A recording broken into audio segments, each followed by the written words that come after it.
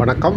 Nifty September features September 2, 2024 அன்று trend எப்படி இருக்க போகிறது என்பதை பற்றி இந்த வீடியோவில் பார்க்க போகிறோம். வீடியோ எடுக்கப்பட்ட நேரம் காலை 8:48 செப்டம்பர் 2, 2024. இப்போ நீங்கள் இதை ஃபேஸ்புக்கில் பார்த்துட்டு இருந்தீங்கன்னா ரீல்ஸில் முதல் 1.5 நிமிடம் மட்டும்தான் இந்த வீடியோவில் வரும். மீதி முழு வீடியோவை பார்க்க வேண்டும் என்றால் எங்களது தமிழ் பங்குச்சந்தை நிலவரம் என்ற பக்கத்தில் முழு வீடியோ அப்லோட் பண்ணியிருக்கோம். மேலும் யூடியூப் தளத்திலும் எங்களது வீடியோ இருக்கின்றது. இப்போ என்ன ட்ரெண்டுன்னு பார்த்துருவோம். இப்போ நேற்று ஃப்ரைடே 25,376.90 என்ற நிலையில் க்ளோஸ் ஆகிடுச்சு. என்ன ட்ரெண்டு அப்படின்னு பார்த்தா ஃப்ரைடே கேண்டில் படி, ஃப்ரைடே க்ளோசிங் படி, என்னுடைய ஃபார்முலா படி ட்ரெண்டு அப்பு. ஆனால் இதில் 2 சிக்கல் இருக்குது. இந்த அப் ட்ரெண்டு கண்டினியூ ஆகுமாங்கிறதுக்கு 2 சந்தேகங்கள் இருக்குது. என்னென்னா, முதல் சந்தேகம் இன்றைக்கி செப்டம்பர் முதல் ட்ரேடிங் டே, அதனால் இது தப்பாக போகவும் வாய்ப்பு இருக்குது. ரெண்டாவது சந்தேகம் என்னென்னா,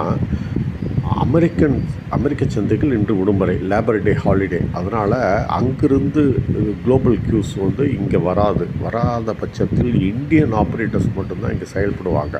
அதனால் இது தப்பாக போவதற்கும் வாய்ப்பு இருக்கிறது, சரியாக மேலே ரேலியாக கன்வெர்ட் ஆகிறதுக்கும் வாய்ப்பு இருக்குது.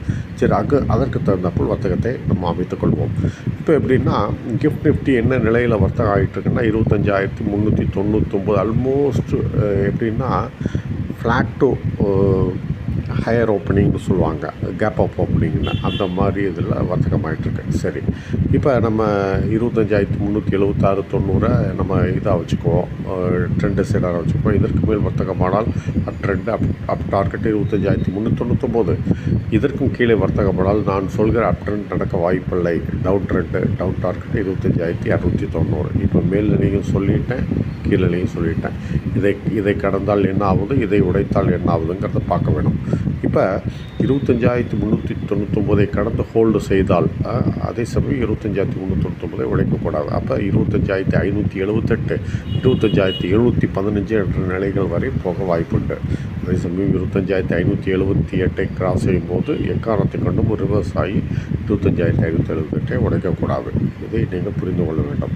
சரி, இப்போ கீழே 25,290 உடைத்தால் என்ன ஆகுது அப்படின்னு பார்த்தீங்கன்னா 25,140, 25,113 என்ற நிலைகளுக்கு விழ வாய்ப்பு. அதே சமயம் 25,290 உடைத்து ட்ரேட் ஆகும்போது எக்காரணத்தை கொண்டு ரீபவுண்ட் ஆகி 25,290 கிராஸ் செய்யக்கூடாது. இதுதான் நிபந்தனைகள். இதற்கு தகுந்தப்போல் வர்த்தகத்தை அமைத்துக் கொள்ளுங்கள். நன்றி, வணக்கம். மீண்டும் அடுத்த வீடியோவில் சந்திப்போம். எங்களது யூடியூப் சேனலை வராமல் சப்ஸ்கிரைப் செய்யுங்கள். பெல்லைக்கான அழுத்துங்கள். பெல்லைக்கான அழுத்தும் மூலம் புதிய வீடியோக்கள் போடும்போது உங்களுக்கு நோட்டிஃபிகேஷன்ஸ் வந்துவிடும்.